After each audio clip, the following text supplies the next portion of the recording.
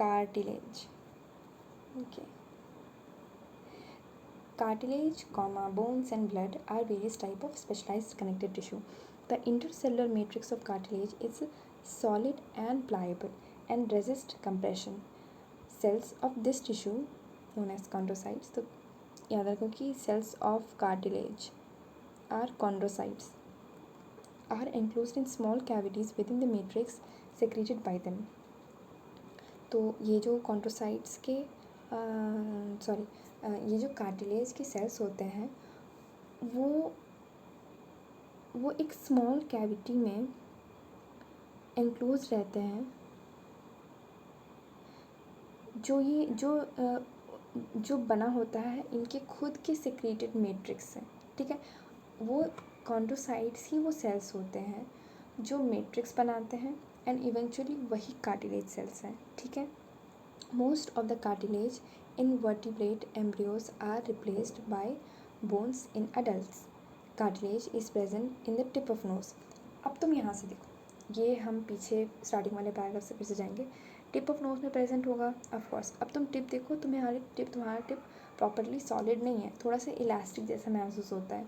Elastic word नहीं use करेंगे क्योंकि इलास्टिन फाइबर्स है, तो ऐसा तो फिर देखा जाए तो फाइबर सारे इलास्टिक तुम्हें मिल जाएंगे, ऐसा नहीं है.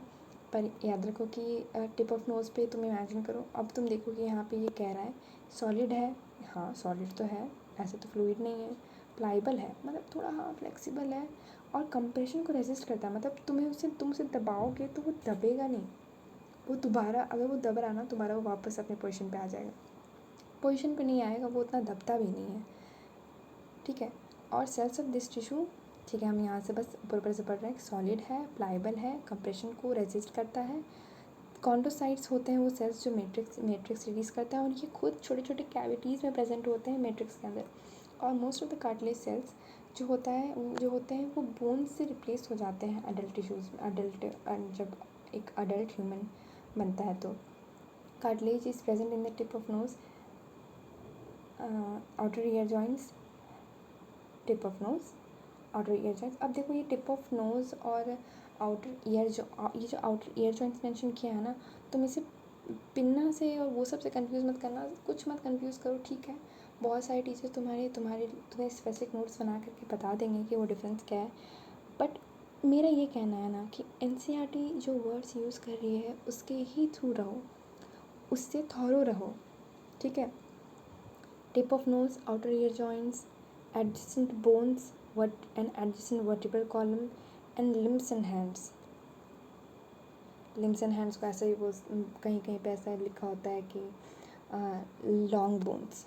ये जो होता है ना हैंड और इसे हम लॉन्ग बोन्स कह सकते हैं.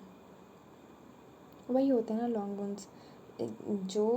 जो बोन्स हमारे लिम्स बनाते हैं यानी कि हाथ और पैर, वो सारे लंबे लंबे बोन्स होते हैं. तो ये सारा एग्जाम्पल भी याद होना चाहिए कि टिप ऑफ नोज़ और आउटर ईयर जॉइंट और बोन्स के बीच में, वर्टिब्रल कॉलम के बीच में, लिम्स और हैंड्स में, यहाँ पे तुम्हें मिलेगा कार्टिलेज. बोन्स पढ़ते हैं. Bones have a hard and non pliable ground substance rich in calcium salts and collagen fibres which give bone its strength. अभी देखो कार्टिलेज था, सॉलिड एंड प्लाइबल. बोन्स भी हार्ड है बट ये नॉन प्लाइबल है. इसके ग्राउंड सब्सटेंस जो है उसमें तुम्हें कैल्शियम सॉल्ट्स और कोलेजन फाइबर्स काफ़ी हाई अमाउंट में मिलेंगे, जिसके कारण बोन को अपनी स्ट्रेंथ मिलती है. It is the main tissue that provide structural framework. तो इसका काम है स्ट्रक्चरल फ्रेमवर्क देना. और bones support and protect software tissues and organs.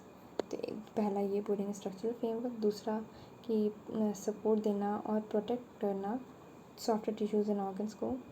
अब ये जो बोन वाली सेल्स होती हैं इन्हें ऑस्टियोसाइट्स बोलते हैं और ये भी स्पीसीज में प्रेजेंट है जो कि जिसे तुम लाइक्यू नहीं बोल सकते हो.